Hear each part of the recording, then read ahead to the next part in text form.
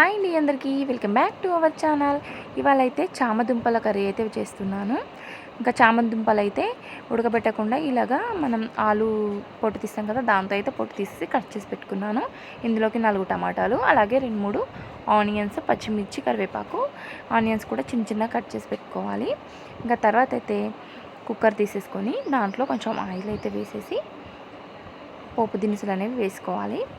ఇప్పుడైతే పోపు దినుసులు అయితే వేడయ్యాయి కదా, ఇంకా ఇప్పుడు దీంట్లోకి ఆనియన్, పచ్చిమిర్చి, కరివేపాకు 3 ఒకేసారి వేసేసుకుంటున్నాను. ఇంకా నెమ్మదిగా ఉడికించే పలం అయితే మనం కుక్కర్లో వేసుకోవాల్సిన అవసరం లేదు.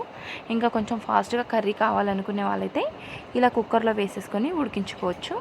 చూసారా, ఒక 2 మినిట్స్లో అయితే మనకైతే ఆనియన్ ఫ్రై అయిపోయినాయి కదా.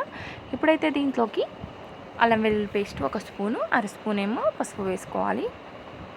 ఇప్పుడైతే ఈ అల్లం వెల్లుల్లి పేస్ట్ కూడా మంచిగా ఆయిల్ అయితే ఫ్రై చేసుకుందాం. చూడండి, ఒక 2 మినిట్స్లో అయితే అల్లం వెల్లుల్లి పేస్ట్ కూడా ఫ్రై అయిపోయింది కదా. ఇప్పుడైతే మనం ముందుగానే కట్ చేసుకున్న చామదుంపలు ఉన్నాయి కదా, వీటిని కూడా వేసేసుకొని చిన్న మంట మీద ఒక 5 మినిట్స్ పాటు అయితే మంచిగా కలుపుకుంటూ మధ్య మధ్యలో ఫ్రై చేసుకోవాలి. లేదంటే అడుగంటుతుంది, అందుకని మనం మధ్య మధ్యలో కలుపుతూ ఉండాలి.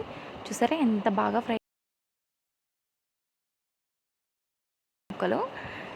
ఇట్లా అయిపోయిన తర్వాత అయితే కారం అలాగే కొంచెం ఉప్పు కూడా వేసేసుకొని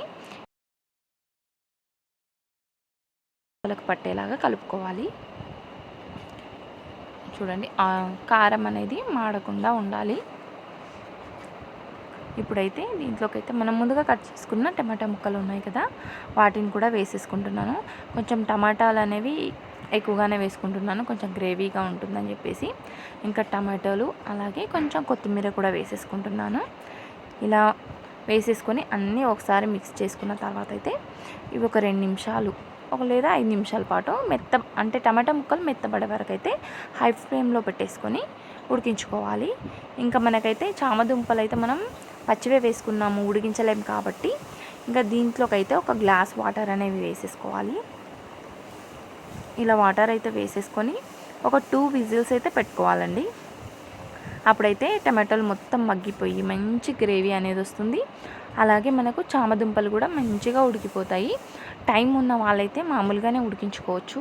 కొంచెం తొందరగా వంట చేసుకోవాలి అనుకుంటే మటుకు ఇలా కుక్కర్లో వేసి ఉడికించేయండి. 2 విజిల్ అయితే వేయించేసాను. చూసారా, టమాటా ముక్కలు అయితే మొత్తం మగ్గిపోయి గ్రేవీ కింద అయిపోయినాయి. ఇంకా చామదుంపలు కూడా చాలా బాగా ఉడికినాయి.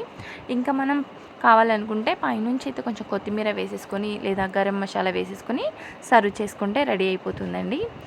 చాలా బాగుంది కర్రీ అయితే. రైస్ కానీ చపాతీ కానీ రోటీస్లోకైనా సూపర్గా ఉంటుందండి, చాలా టేస్ట్ ఉంది.